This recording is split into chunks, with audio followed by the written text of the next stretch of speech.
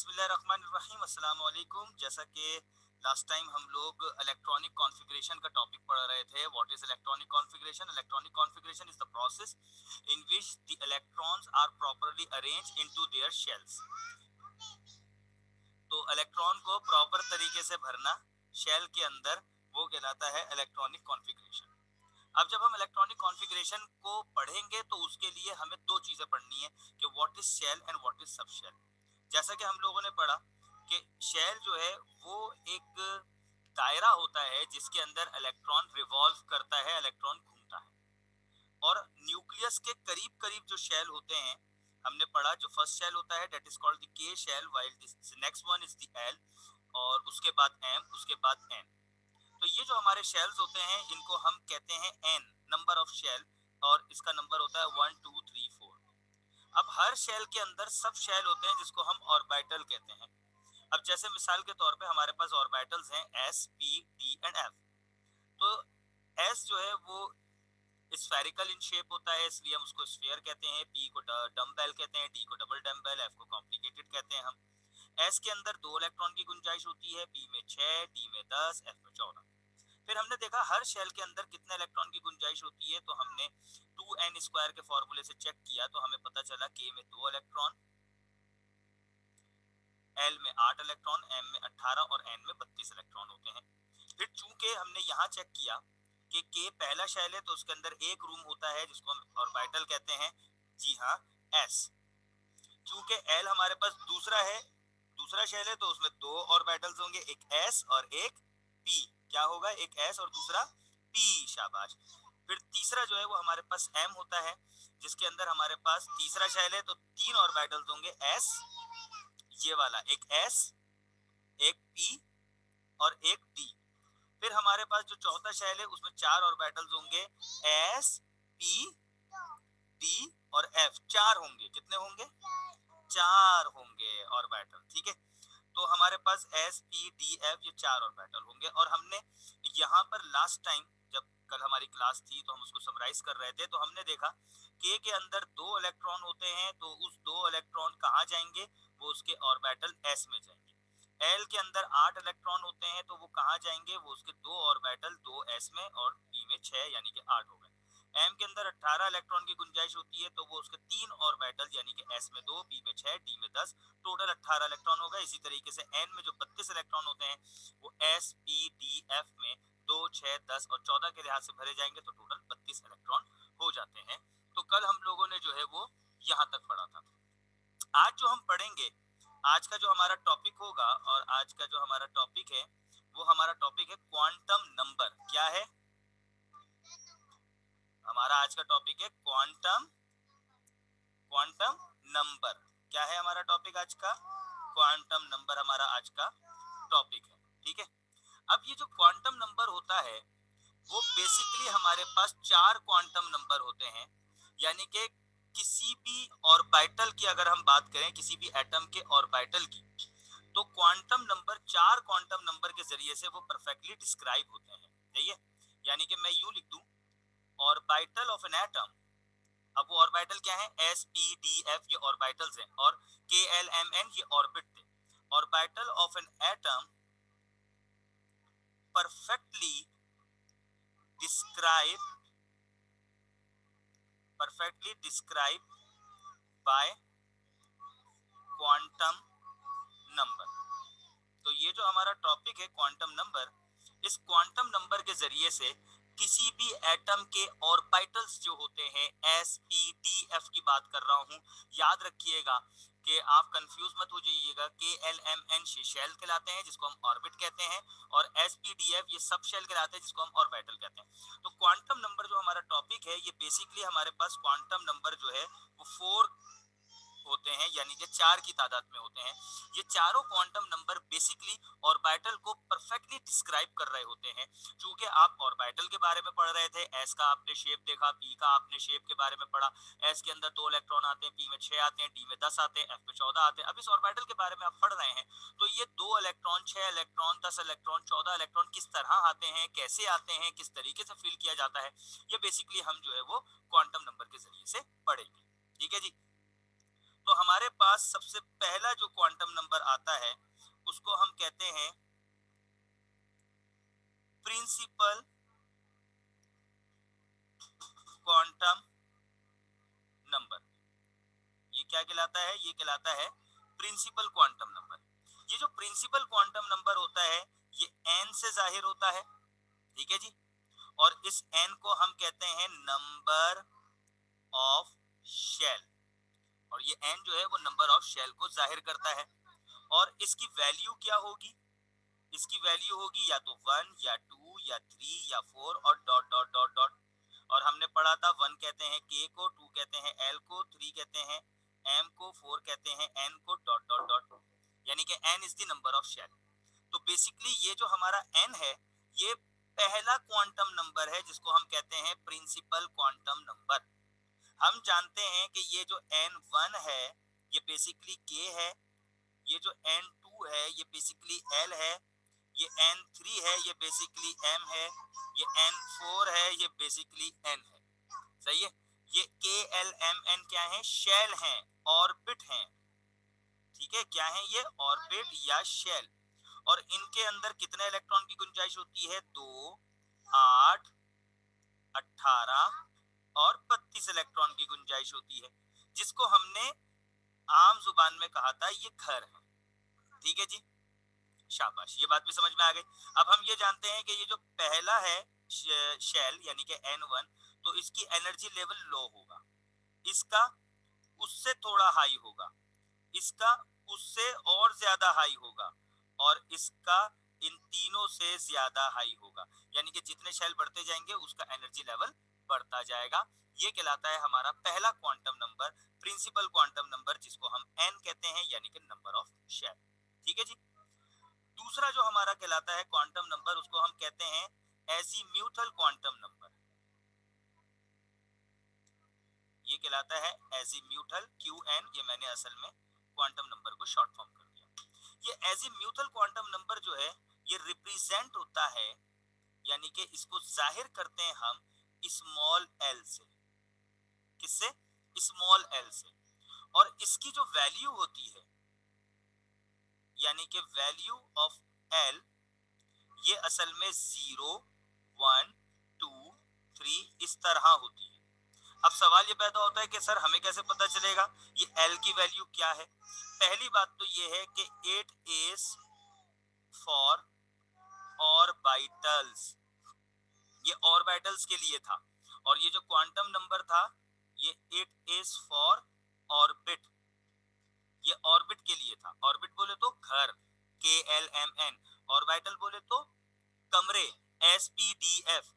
तो azimuthal quantum number orbitals के लिए होता है और इसको हम L से जाहिर करते हैं, जबकि प्रिंसिपल क्वांटम नंबर ऑर्बिट के लिए होता है KLMN, इसको हम N से जाहिर करते हैं। एजीम्यूथल क्वांटम नंबर कमरों के लिए होता है यानी कि ऑर्बिटल्स के लिए होता है SPDF के लिए, इसको हम L से जाहिर करते हैं। अब सवाल ये पैदा हो कि सर हम L को कैसे कैलकुलेट करें? बहुत सिंपल है, n में से 1 माइनस कर दें, आपको L की वैल्यू पता चल जाएगी।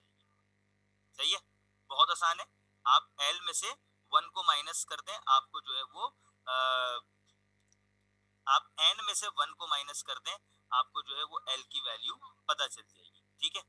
अब ये जो हमारे पास S है इसकी L वैल्यू होती है 0 और P की वैल्यू होती है 1, D की वैल्यू होती है 2 और F की वैल्यू होती है 3। इसको हम यूं भी याद कर सकते हैं कि एजीम्यूथल क्वांटम नंबर जो है वो 0, 1, 2, 3 से शुरू होता है, तो लाजिमी बात है 0 फॉर S होगा, 1 P के लिए होगा, D 2 के लिए होगा और F के लिए 3 होगा। हम ये भी कर सकते हैं, इस तरह भी हम यूं कर सकते हैं, ठीक है। अच्छा, हम यूं भी कर सकते हैं कि S असल में हमारा पहला जो है वो ऑर्बिटल है, P हमारा दूसरा ऑर्बिटल है, D हमारा तीसरा है, F हमारा चौथा है। इन सब में से एक एक माइनस करते जाएं, n-1 is equal to L। तो 1 में से 1 माइनस किया 0, 2 में से 1 माइनस किया 1, 3 में से 1 माइनस किया 2, 4 में से 1 माइनस किया 3। आप किसी भी तरीके से इसको रिकॉग्नाइज कर सकते हैं। आप यू रिकॉग्नाइज कर सकते हैं कि S P D F 1 2 3 4 सब में से एक एक माइनस करते जाएं तो आपको S की वैल्यू 0, P की 1, D की 2, F की 3। या आप यूं भी कर सकते हैं कि एजीम्यूटल क्वांटम नंबर L जो है वो 0 से शुरू हो रहा है, तो लाजिम सी बात है पहला आपका ऑर्बिटल S है तो वो 0 हो जाएगा, दूसरा आपका P है तो वो 1 हो जाएगा, तीसरा आपका D है तो वो 2 हो जाएगा, चौथा आपका F है तो वो 3 हो जाएगा। ठीक है, इस तरीके से भी हम इसको देख सकते हैं। ठीक है, और ये बात हम जान चुके हैं इससे पहले कि S के अंदर कितने इलेक्ट्रॉन की गुंजाइश होती है, 2 इलेक्ट्रॉन की, P के अंदर 6 इलेक्ट्रॉन की, D के अंदर 10 इलेक्ट्रॉन की, ठीक है, और F के अंदर 14 इलेक्ट्रॉन की गुंजाइश होती है। ये बात हम आपको पहले बता चुके हैं, अपने दिमाग में इसको रखिएगा। ये कहलाती है कैपेसिटी। क्या कहलाती है? Capacity of orbitals. In orbital की कैपेसिटी कि ये कितनी जो है वो इलेक्ट्रॉन को अपने पास रख सकते हैं। ठीक है जी, ये बात हमारे दूसरे क्वांटम नंबर में समझ में आ गई। ठीक है जी, अच्छा, अब उसके बाद हम आगे बढ़ें तो हमारे पास जो है तीसरा क्वांटम नंबर है जिसको हम कहते हैं मैग्नेटिक क्वांटम नंबर। ठीक है, यहां मैं लिख देता हूं, तीसरा क्वांटम नंबर कहलाता है हमारा मैग्नेटिक क्वांटम नंबर। ठीक है, अब ये हमें क्या बता रहा होता है मैग्नेटिक क्वांटम नंबर? ये हमें बताता है जो हमारे पास सब शेल है, यानी कि ऑर्बिटल है, S P D F जो हमारे पास ऑर्बिटल हैं, उनके अंदर कितने जो है वो आपके पेयर ऑफ इलेक्ट्रॉन आ सकते हैं। ये बात याद रखिएगा, इलेक्ट्रॉन हमेशा पेयर की सूरत में आते हैं, यानी कि अगर हम किसी एक बॉक्स के अंदर इलेक्ट्रॉन को डालना चाह रहे हैं, किसी एक घर के अंदर इलेक्ट्रॉन को डालना चाह रहे हैं, तो इलेक्ट्रॉन पेयर फॉर्म में आएंगे। ये बात याद रखिएगा, यानी कि 2 इन नंबर पेयर फॉर्म में आएंगे। अब इसको लिखने का बड़ा अच्छा तरीका होता है, वो तरीका ये होता है कि हम क्या करते हैं, एक चार्ट बनाते हैं। सही है, ऑर्बिटल, हमारे पास ऑर्बिटल है S P D और F, फिर हम लिखते हैं एजीम्यूथल, यानी कि L वैल्यू, S की वैल्यू हम जानते हैं 0, P की 1, D की 2, F की 3, ये हमने लिख लिया। ठीक है, अब मैग्नेटिक क्वांटम नंबर मालूम करने का जो हमारे पास तरीका होता है वो क्या होता है कि 2L प्लस 1, ये इसका एक फॉर्मूला होता है। क्या? 2L plus 1। अब चूंकि यहाँ L की वैल्यू 0 है तो 2 को मल्टीप्लाई कर दें 0 से, प्लस कर दें 1, तो लाजिम बात है 2 को 0 से मल्टीप्लाई करेंगे तो 0 ही आएगा, 1 प्लस करेंगे तो इसकी जो मैग्नेटिक क्वांटम नंबर आ रहा है वो आ रहा है इसका 1। ठीक है, ठीक है जी, 1 आ रहा है इसका। अच्छा, इधर हम देखें 2L प्लस 1, यहाँ L की वैल्यू 1 है तो 2 1 जा 2, इसमें 1 प्लस कर दें 3 आ गया। D को आप देखें 2L प्लस 1, यहाँ L की वैल्यू D की क्या है 2, यहाँ 2 लगा दिया, 2 2 जा 4 प्लस 1 इज इक्वल टू 5 हो गया। अगर इधर मैं F के अंदर देखूं तो 2L प्लस 1, F की L वैल्यू है 3, तो 3 2 जा 6 प्लस 1 7, यानी कि मैग्नेटिक क्वांटम नंबर इसके क्या बने, इसके हमारे पास जो वैल्यू बनी वो बनी हमारे पास इसकी 1, इसकी 3, S वाले की 1 बनी, P वाले की 3 बनी, और D वाले की 5 बनी, और F वाले की 7 बनी। ठीक है, अब हमें ये चेक करना है कि इलेक्ट्रॉन तो पेयर फॉर्म में आते हैं। ठीक है, तो अब हम ये चेक करते हैं कि मैग्नेटिक क्वांटम नंबर जो S ऑर्बिटल का है जिसकी वैल्यू 1 निकली है हमारी, तो वो कैसे कैलकुलेट करेंगे हम। अब देखें, अगर आप इस 1 की बात करें, ठीक है, तो इसका मतलब है इसका तो एक ही जो है वो एक बॉक्स बन जाएगा, या एक ही इसका जो है वो एक हम क्या कहते हैं इलेक्ट्रॉन को रखने के लिए एक हम ऑर्बिटल बनाएंगे। ठीक है, अब जब यहां पर हम देखते हैं 3, तो 3 को हम कैसे कैलकुलेट करते हैं? 3 को हम इस तरह कैलकुलेट करते हैं, ये 3 कैसे बने, इसको समझने के लिए एक बड़ा अच्छा फॉर्मूला है। आप ये देखें, ये जो एजीम्यूथल क्वांटम नंबर की वैल्यू है, यहां से देखें, इसकी वैल्यू क्या है 0, इसकी वैल्यू क्या है 1, डी वाले की वैल्यू क्या है 2, एफ वाले की वैल्यू क्या है 3। ठीक है, अब जरा समझिएगा, आप जरा गौर से समझिएगा, बात बहुत आसान है। थोड़ी सी डिफिकल्ट लगती है स्टार्ट के अंदर कि ये अचानक क्या हो रहा है, अचानक क्या हो रहा है, लेकिन अगर आप इसको गौर से समझे तो हम समझ जाएंगे। देखिए मैग्नेटिक क्वांटम नंबर की वैल्यू तो हम निकाल चुके हैं, सही है, और वो वैल्यूज हमने यहाँ निकाल ली कि S की जो है वो मैग्नेटिक क्वांटम नंबर की वैल्यू 1 आ गई, P की 3 आ गई, D की 5 आ गई और F की 7 आ गई। यानी कि S में 1 बॉक्स बनेंगे, P में 3 बॉक्स बनेंगे, D में 5 बॉक्स बनेंगे, F में 7 बॉक्स बनेंगे। और हम जानते हैं कि इलेक्ट्रॉन पेयर फॉर्म में आता है। तो अब जब आप ये देखें, मैं यहां से आपको यूं करके दिखा दूं, रेड से करके दिखाता हूं, जब यहाँ एक बॉक्स बनेगा तो हम जानते हैं इलेक्ट्रॉन पेयर फॉर्म में आएंगे, यानी कि दो की सूरत में आएंगे, तो यहाँ ऑटोमेटिकली 2 इलेक्ट्रॉन आ गए। और हम इससे पहले पढ़ चुके हैं एस के अंदर 2 इलेक्ट्रॉन आते हैं। मैं यहाँ लिख देता हूँ चले आपकी आसानी के लिए, एस में 2 इलेक्ट्रॉन आते हैं, पी में 6 आते हैं, डी में 10 आते हैं और एफ में 14 आते हैं। अब एस में 2 कैसे आएंगे, एस में एक बॉक्स बनेगा, उसमें 2 इलेक्ट्रॉन आ जाएंगे क्योंकि इलेक्ट्रॉन पेयर फॉर्म में आते हैं। पी में आप देखें 3 बॉक्स बनेंगे, ठीक है, तो हर बॉक्स में 2-2 इलेक्ट्रॉन आएंगे, तो आप टोटल देखें कितने हो गए, 6 इलेक्ट्रॉन, इसलिए हम कहते हैं कि पी में 6 इलेक्ट्रॉन आते हैं, ठीक है जी। अब आप डी में देखें 5 बॉक्स बनेंगे,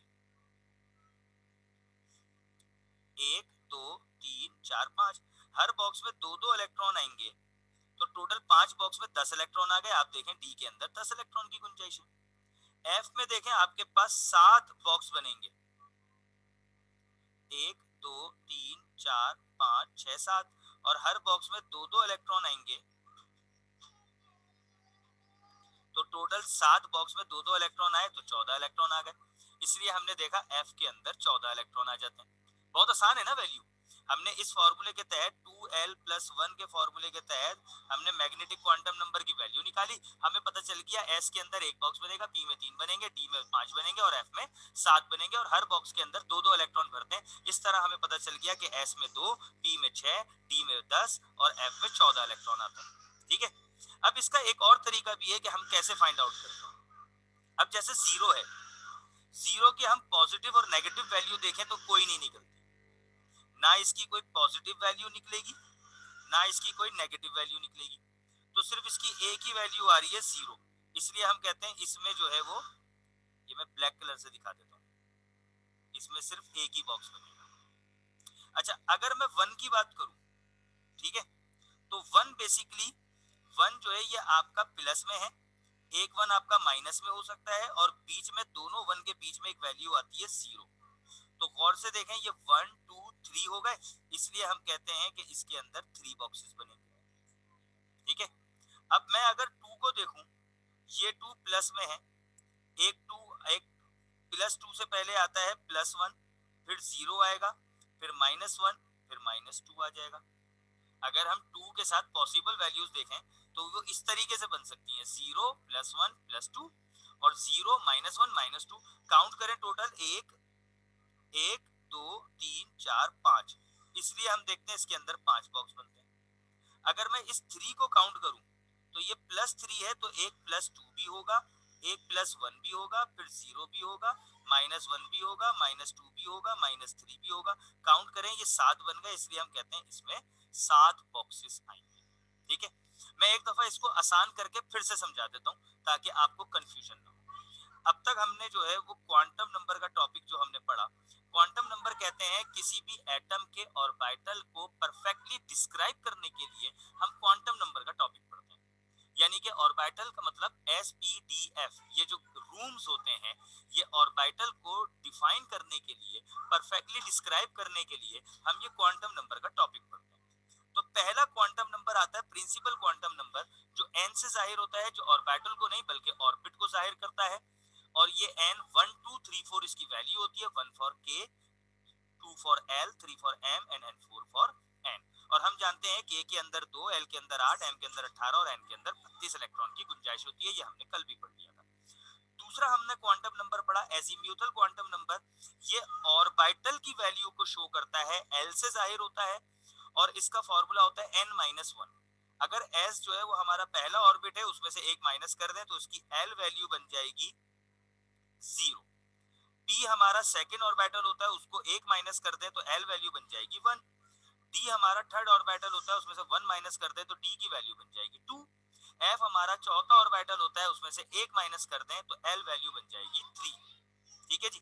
इसको हम यूं भी याद कर सकते हैं कि एल की वैल्यू स्टार्ट होती है 0 से, तो चूंकि पहला ऑर्बिटल एस है तो उसके लिए 0, दूसरा ऑर्बिटल पी है उसके लिए 1, तीसरा ऑर्बिटल डी है उसके लिए 2, चौथा ऑर्बिटल एफ है उसके लिए 3।